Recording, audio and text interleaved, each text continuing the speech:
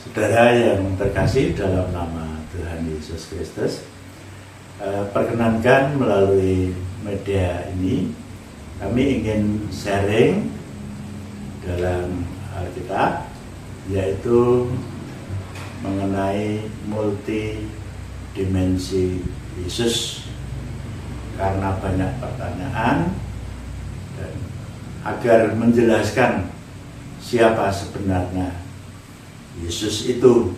Namun sebelumnya marilah kita berdoa dulu, memohon pada kekuatan Roh Kudus agar memberikan petunjuk, agar memberikan manfaat di dalam selama sharing ini bagi kita semua.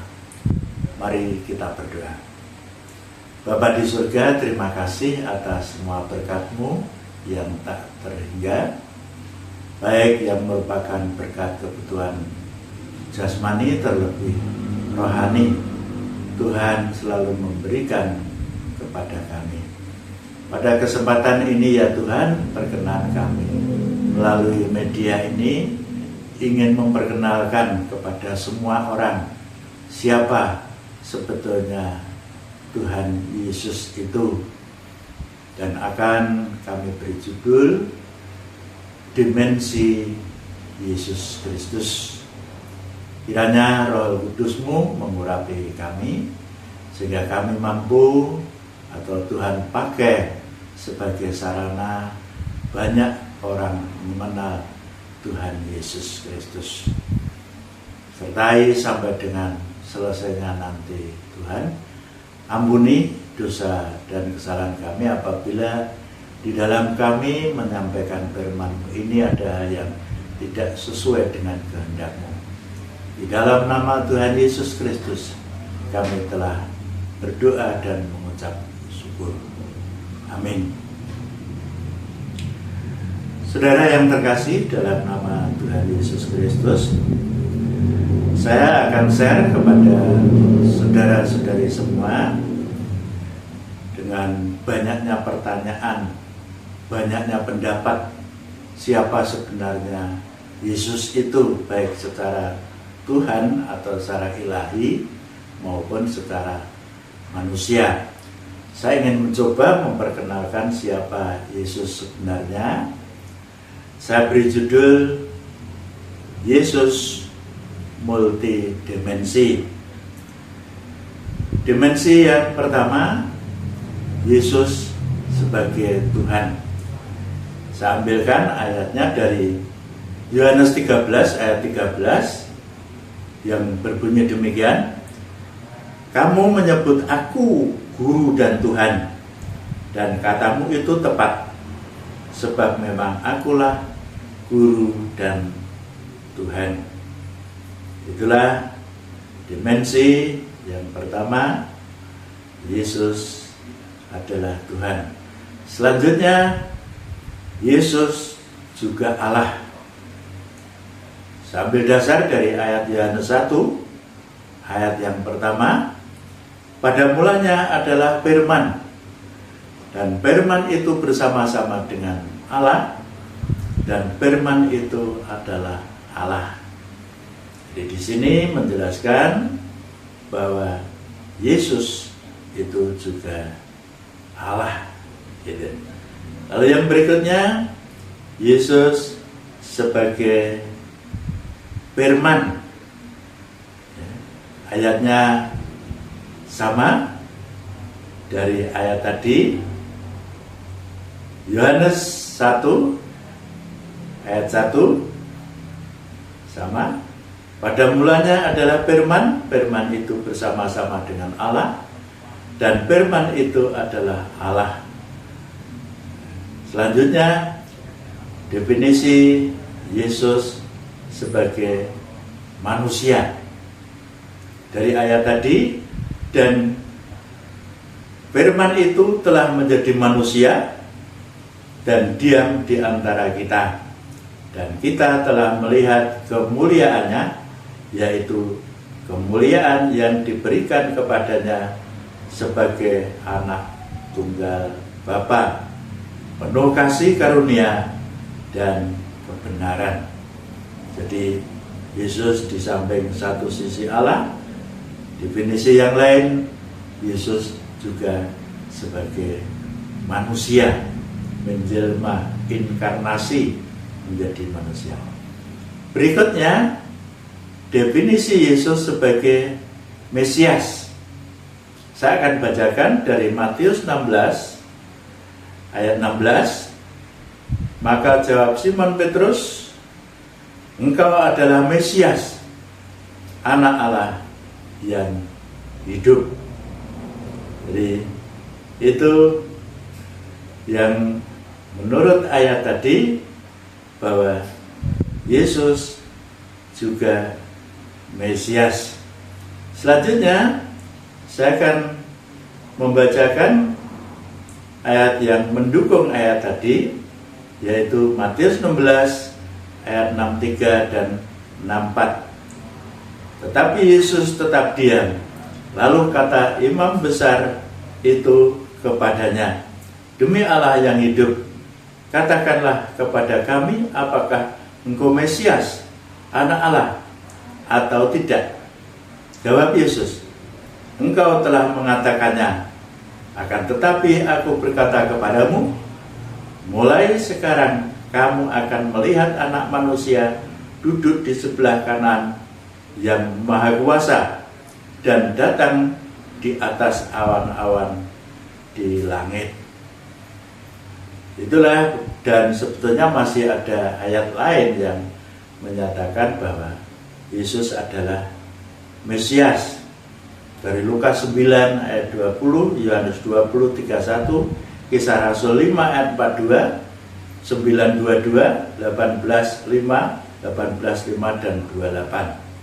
Itulah ayat-ayat pendukung yang menyatakan bahwa Yesus itu punya dimensi Mesias. Lalu selanjutnya, Yesus sebagai Nabi. Saya akan bacakan dari Injil Matius 21 ayat 10 dan 11 yang demikian. "Dan ketika ia masuk ke Yerusalem, gemparlah seluruh kota itu, dan orang berkata, 'Siapakah orang ini?' Dan orang banyak itu menyaut, 'Inilah Nabi Yesus dari Nazaret di Galilea.'" Ya, jadi kalau ada orang mengatakan, "Oh, Yesus itu Nabi," ya memang Yesus itu Nabi ya, berdasarkan ayat ini, dan masih ada banyak ayat yang lain yang menyatakan bahwa Yesus itu adalah seorang Nabi. Lalu orang berpendapat bahwa, "Oh, Yesus itu hanya utusan." Ya memang Yesus juga punya dimensi utusan. Saya akan bacakan dari Injil Yohanes 3 ayat yang kedua yang demikian. "Ia datang pada waktu malam kepada Yesus dan berkata, 'Rabi, kami tahu bahwa engkau datang sebagai guru yang diutus Allah, sebab tidak ada seorang pun yang dapat mengadakan tanda-tanda yang engkau adakan itu jika Allah menyertainya.'" Ya. Jadi Yesus juga sebagai utusan. Ayat berikutnya dari Yohanes 17 ayat 3. "Inilah hidup yang kekal itu, yaitu bahwa mereka mengenal engkau, satu-satunya Allah yang benar, dan mengenal Yesus Kristus yang telah engkau utus." Jadi kalau ada orang ngotot atau berpendapat bahwa Yesus utusan, tapi bukan hanya utusan, tetapi salah satu definisi Yesus itu juga sebagai utusan. Siapa yang mengutus? Yaitu Bapa yang di surga. Selanjutnya, Bapak Ibu yang terkasih, Yesus juga mempunyai definisi sebagai anak Allah. Ya. Matius 26 ayat 63 dan 64. "Tetapi Yesus tetap diam. Lalu kata imam besar itu kepadanya, "Demi Allah yang hidup, katakanlah kepada kami, apakah engkau Mesias, anak Allah, atau tidak?" Jawab Yesus, "Engkau telah mengatakannya. Akan tetapi aku berkata kepadamu, mulai sekarang kamu akan melihat Anak Manusia duduk di sebelah kanan yang Maha Kuasa dan datang di atas awan-awan di langit." Hal tersebut juga tertulis dalam Matius 27 ayat 54, Yohanes 11 ayat 4, 20, 31, Kisah Rasul 8, 37, 9, 20, Roma 1 ayat 4, 2 Korintus 1, 19, Ibrani 4 ayat 14. Jadi banyak ayat pendukung yang menyatakan bahwa Yesus itu anak Allah.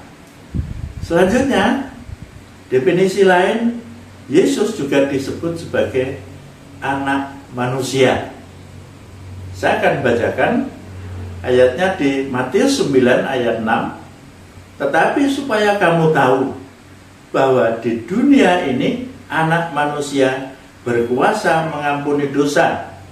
Lalu berkatalah ia kepada orang lumpuh itu, bangunlah, angkatlah tempat tidurmu, dan pulanglah ke rumahmu." Jadi Yesus juga disebut anak manusia. Saudara yang terkasih, kami akan melanjutkan bahwa Yesus juga sebagai juru selamat.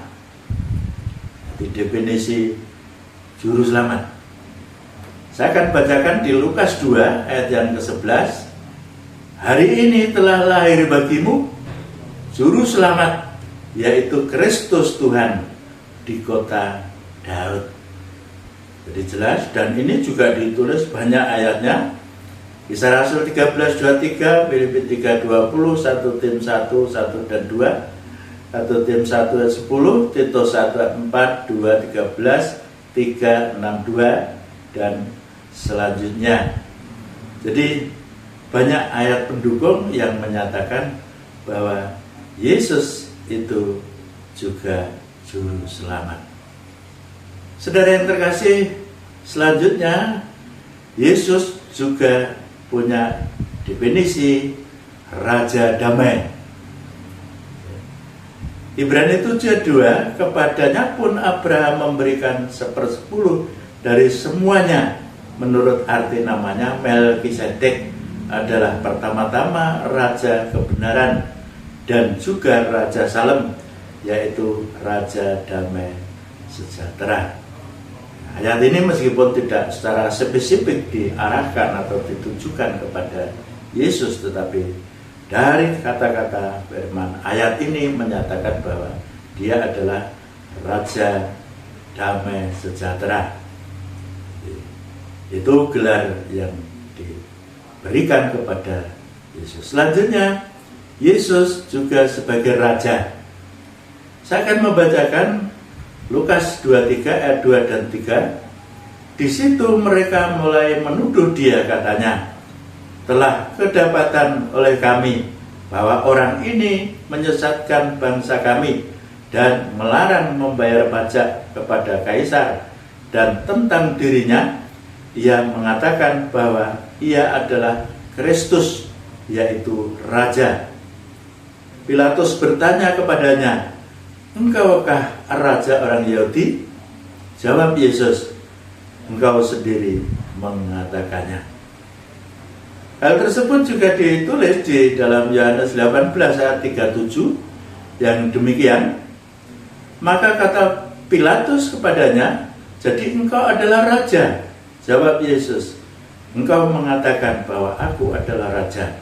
Untuk itulah aku lahir dan untuk itulah aku datang ke dalam dunia ini, supaya aku memberi kesaksian tentang kebenaran. Setiap orang yang berasal dari kebenaran mendengarkan suaraku." Itu penjelasan dari Tuhan Yesus bahwa dirinya juga sebagai Raja. Dan selanjutnya, saudara yang terkasih, Yesus juga sebagai Imam Agung. Saya akan bacakan dari Ibrani 4 ayat 14. Karena kita sekarang mempunyai imam besar agung yang telah melintasi semua langit, yaitu Yesus, Anak Allah. Baiklah kita teguh berpegang pada pengakuan iman kita. Jadi Yesus juga bergelar Imam Agung. Dan saudara yang terkasih, masih banyak ayat-ayat yang merupakan dimensi lain dalam diri Yesus. Dan selanjutnya, marilah kita yakini, kita imani, atau paling tidak kita tahu bahwa Yesus itu punya banyak dimensi. Sebetulnya masih banyak lagi ya, dimensi-dimensi yang ada di dalam Alkitab mengenai siapa sebetulnya diri Yesus. Dan ini banyak yang dipertanyakan ayat-ayat ini dari orang sebelah gitu. Bapak Ibu saudara yang terkasih, saya memberikan saran kepada para apologet gitu, karena saya sering mengikuti debatnya dengan pertanyaan-pertanyaan dari tetangga sebelah. Dia mengatakan RT 6 katanya gitu, istilah yang dipakai. Saya memberikan saran agar kita tidak usah menanggapi pertanyaan-pertanyaan yang minor. Dari dasar ayat-ayat tadi, bahwa di dalam diri Yesus itu memang multi dimensi, sebagai nabi, sebagai utusan, sebagai hakim, sebagai raja. Saya kasih saran pada saudara-saudara apologet, tidak usah meladeni, menanggapi orang yang sebetulnya tidak mencari kebenaran, tetapi dia hanya mencari masalah. Contoh seperti Ustadz Zuma, atau yang mencomoti ayat Alkitab tidak untuk mencari kebenaran, melainkan mencari kesalahan dan ditafsirkan saenake dhewe. Kalau memang ingin tahu isi Alkitab, sebaiknya belajar kepada orang Kristen, belajar kepada orang yang lebih tahu Alkitab. Mempelajari Alkitab itu tidak mudah. Alkitab terdiri dari 66 kitab, 39 perjanjian lama dan 27 perjanjian baru, melibatkan 40 penulis, 30 penulis perjanjian lama, 10 penulis kitab perjanjian baru, 1189 pasal, dan kurang lebih 31.171 ayat. Ada dua golongan keselamatan dalam Alkitab. Dalam perjanjian lama itu orang yang mengaku keturunan Abraham. Di perjanjian baru sampai dengan sekarang, jadi di bawah kasih karunia, beriman, percaya pada Kristus, Tuhan dan Juru Selamat. Ini tertulis di Efesus 2 ayat yang 8. Apa arti kasih karunia? Tuhan menyediakan pengampunan. Suatu saat kita jatuh dalam dosa, selama kita sudah bertobat sebelum ajal tiba atau sebelum Tuhan datang, kita masih bisa selamat, masuk kategori mati dan hidup dalam Kristus, sebagaimana tertulis dalam 1 Tesalonika 4, 16-17, Matius 24 ayat 30, 31, 46 sampai 51. Itu yang menjadi dasar orang Kristen sampai sekarang. Dan sebetulnya tidak hanya untuk orang Kristen, tapi untuk semua orang. Tentu saja seberapa yang bisa dilakukan oleh manusia itu. Yang tidak bisa dilakukan manusia itu dosa turunan yang tidak bisa ditebus. Harus dengan syarat percaya dan dibaptis. Itu dosa yang diwariskan oleh Adam.